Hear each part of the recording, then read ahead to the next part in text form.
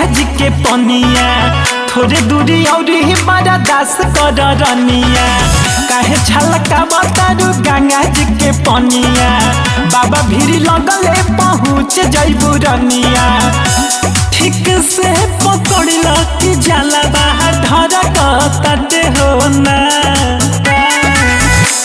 रजा जी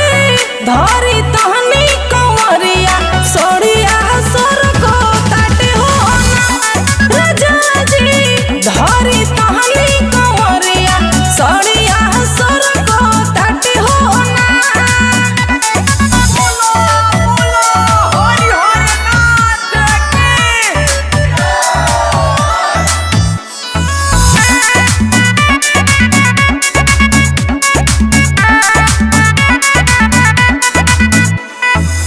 लागोता हमारा से चहलोल न जाई शिव जी के भजा हो दर्द पराई अभी दूरी के तनावा ए रानी जितना कहलू तने बा हाली हाली बढ़ बदरिया गरज ताटे हो ना रजा जी धरी तहनी कंवरिया सोड़िया सोर को ताटे हो ना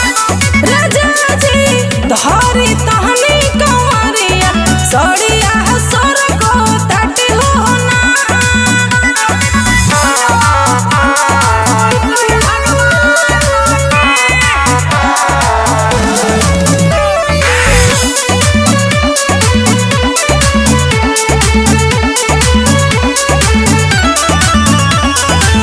पांडे राहुल जा तो बानी पहिला बारी चल दुख हरली है सब त्रिपुरारी साथ सब कर छूट गईले ये धनी संतोष विजय पहुँच गईले